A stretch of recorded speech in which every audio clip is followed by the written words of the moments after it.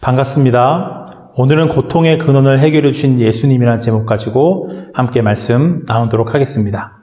마가복음 5장 25절에서 28절입니다. 12회를 혈류증으로 알아온 한 여자가 있어 많은 의사에게 많은 괴로움을 받았고 가진 것도 다 허비하였으되 아무 효험이 없고 도리어 더 중하여졌던 차에 예수의 소문을 듣고 무리 가운데 끼어 뒤로 와서 그의 옷에 손을 대니 이는 내가 그의 옷에만 손을 대어도 구원을 받으리라 생각함일러라. 아멘. 예수님이 회당장 야이로의 딸을 고쳐주시기 위해 그의 집으로 가시던 길이었어요. 그 길에는 예수님을 보기 위해 몰려든 수많은 무리들이 예수님을 에워싸 밀고 있었어요. 그 무리들 틈에 한 여인이 끼어듭니다. 이 여인은 감히 예수님 앞에 나서지 못했지만 그의 뒤로 가서 예수님의 옷에 손을 대었어요. 이 여인은 12년 동안 혈류증으로 인해 고통받고 있던 여인이었습니다. 그러니까 원인 모를 이유로 하혈이 멈추지 않는 병이었어요. 육체적으로 상당한 고통과 불편함이 있었겠지만 여인의 고통은 그것만이 아니었습니다. 레위기 15장을 보면 이 유출병이라는 이름으로 이 여인의 혈류증에 대해 언급하고 있습니다. 만일 여인의 피의 유출이 그의 불결기가 아닌데도 여러 날이 간다든지 그 유출이 그의 불결기를 지나도 계속되면 그 부정을 유출하는 모든 날 동안은 그 불결한 때와 같이 부정한즉, 그러니까 율법에 따르면 이 여인은 부정한 여인이에요. 코로나19 양성 판정을 받은 사람과 굉장히 비슷합니다. 코로나19 감염자가 들른 장소는 폐쇄되죠. 그 장소에 있었던 모든 사람들이 2주간 자가격리를 당해야 합니다. 왜요? 감염자와 접촉한 장소와 사람은 그 병원군에 의해 오염되기 때문이죠. 마찬가지로 이 혈류증 걸린 여인과 접촉한 것은 물건이든지 사람이든지 부정한 것으로 간주해버렸어요. 그러니까 그녀는 부정한 여인이라는 낙인이 찍혔고 성전에 들어갈 수 없었으며 공동체로부터 배제되었습니다. 그녀는 가족에게도 환영받지 못하는 사람이었어요. 여인은 이 12년을 이 고통과 외로움 속에서 살아야 했습니다. 이 여인이 얼마나 낫고 싶었겠어요? 낫기 위해서 무슨 일이든 하지 않았겠어요? 많은 의사에게 많은 괴로움을 받았고 가진 것도 다 허비하였으되 아무 효험이 없고 도리어 더 중하여졌던 차에 그 여인은 수많은 의사들을 찾아가 그들이 시키는 것은 다 했습니다. 그런데 병이 나는 것은 고사하고 점점 더 증세가 악화되기만 했어요. 이제는 가지고 있는 재산도 치료로 다 써버렸고 이제 찾아갈 의사도 남지 않았습니다. 여인에게 남은 것은 이제 절망밖에는 없었어요. 그 절망 중에 한 소문을 듣게 됩니다.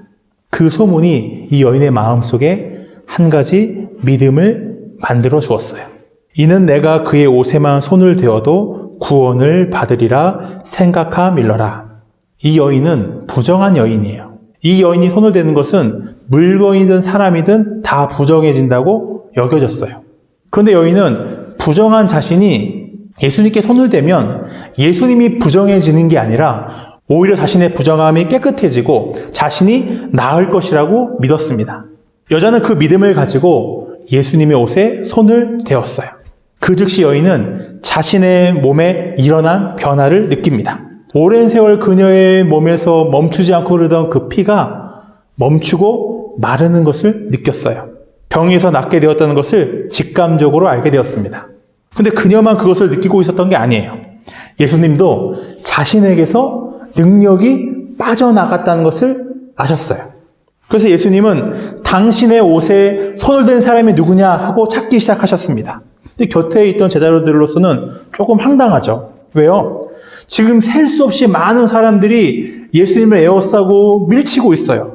근데 그 중에서 내 옷에 손을 댄 사람을 찾는다는 게 굉장히 아이러니하잖아요. 그래도 예수님은 멈추지 않고 주위를 둘러보시며 당신의 옷에 손을 댄 사람을 찾으셨어요. 그런 예수님을 보며 여자는 두려워합니다. 왜요? 예수님의 옷에 손을 대기 위해 나아가다가 많은 사람들과 접촉을 했고 그들을 부정하게 만들어 버렸어요. 무엇보다 자신은 예수님께 허락을 받고 예수님의 옷에 손을 댄 게 아니에요. 여자는 예수님이 그것 때문에 화가 나셔서 손을 댄 사람을 찾는 건 아닌가 생각하게 된 거죠. 여자는 두려워 떨며 예수님의 발 앞에 엎드렸어요. 그리고 자신에게 일어난 그 모든 일을 예수님께 말하기 시작했어요. 여인의 말을 다 들은 예수님이 뭐라고 말씀하십니까? 딸아, 내 믿음이 너를 구원하였으니 평안히 가라. 내 병에서 놓여 건강할지어다. 이 여자는 혈류병으로 인해 12년 동안 고통받아온 여자였어요.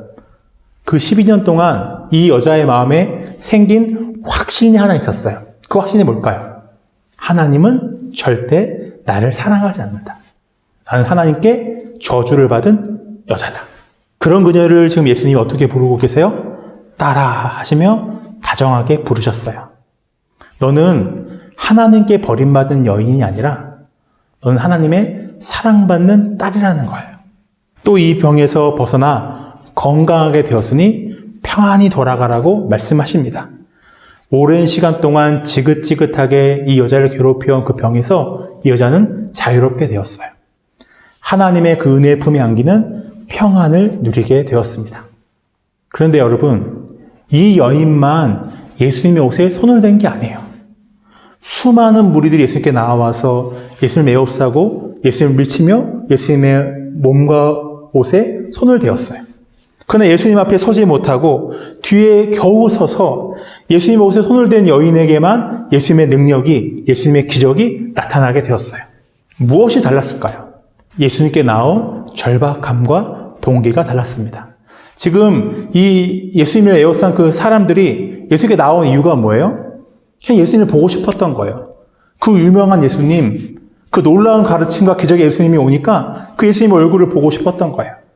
아, 오늘도 예수님이 야훼의 집에 가서 또 어떤 놀라운 기적을 일으키시려나 호기심과 궁금함이 이들로 하고 예수님께 나오게 한 거죠. 그리고 이런 마음도 있었겠죠. 저 사람이 정말 메시아가 맞을까 하는 의혹과 의심을 가지고 예수님께 나왔던 것이죠. 그러나 여자는 달랐어요. 그런 한가한 이유로 예수님께 나온 게 아닙니다. 여인은 혈류증으로 인해 12년 동안 고통받아 왔어요. 여인에게 그것은 사소한 문제가 아니에요. 야, 살다 보면 그런 일도 있지 하면서 넘겨버릴 문제가 아니었어요. 그녀의 삶을 근본부터 흔들어버리는 중요한 문제였습니다.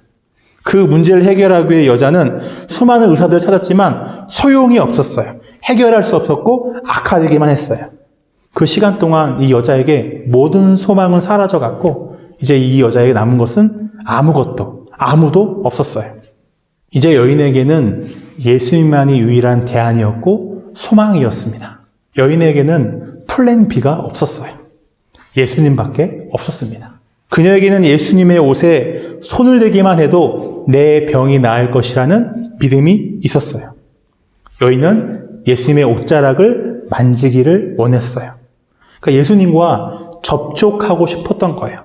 이 여인은 자신에게 닥친 그 절망을 지금 누구와 연결시키고 있는 거예요? 예수님과 연결시키고 있는 거예요.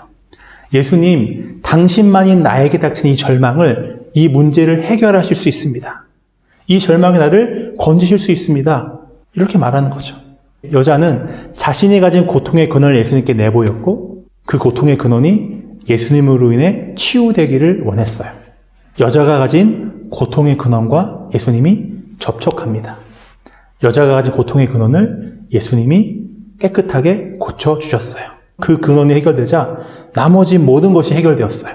하나님께 받아들여졌고 건강한 몸으로 다시 사람들과 함께하게 되었고 슬픔과 절망 대신에 평화를 누리게 되었어요. 무리들은 각자 문제를 가지고 있습니다.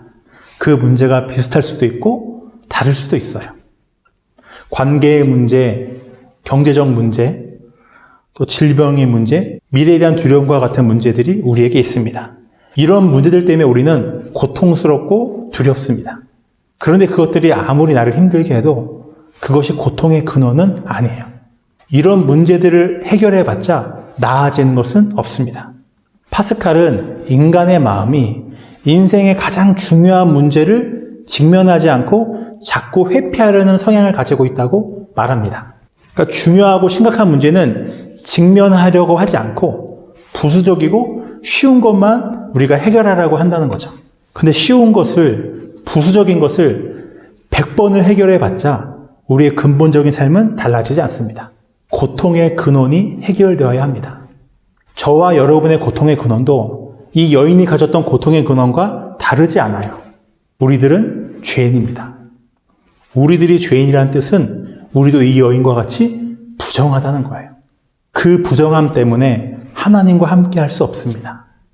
그 부정함 때문에 다른 사람을 받아들이고 사랑할 수 없어요. 부정한 그 내 모습을 나 자신조차도 사랑하지 못합니다. 죄로 인한 그 부정함, 그것이 우리가 가진 고통의 근원입니다. 부정한 나를 깨끗하게 해주실 수 있는 분이 누구인가요? 여인은 12년 동안 자신을 고쳐줄 의사를 찾았지만 소용이 없었어요. 그 누구도 그녀가 가지고 있던 고통의 근원을 해결해 줄 수는 없었어요. 그러나 여인은 절망 속에서 들려온 예수님의 그 소문을 듣고 예수님께 나아갔습니다. 예수님은 여인이 가진 그 고통의 근원을 해결해 주셨어요. 예수님은 부정한 우리를 깨끗하게 해주시기 위해 십자가에서 피를 흘리셨습니다. 그 거룩한 피가 우리를 모든 죄에서 깨끗하게 해주셨어요. 예수님은 우리를 억압하던 죄와 죽음을 이기시고 다시 부활하셨어요. 당신을 믿는 모든 사람들에게 그 위대한 승리를 나누어 주셨습니다. 여인이 했던 것처럼 고통의 근원을 가지고 예수님께 나아가세요. 내 약함과 슬픔, 실패와 부끄러운 죄악들을 예수님께 내어 보이세요. 그리고 예수님께 그것을 만져달라고 기도하세요. 그 부정함이 거룩하신 예수님을 만나면 깨끗해집니다. 근원이 해결되어야 다른 모든 것들이 회복되고 고쳐질 수 있어요. 예수님은 우리의 근원의 문제를 해결해 주시길 원하십니다. 그의 옷에만 손을 대어도 내가 나을 것이라는 그 믿음을 가지고 예수님께로 나아가세요.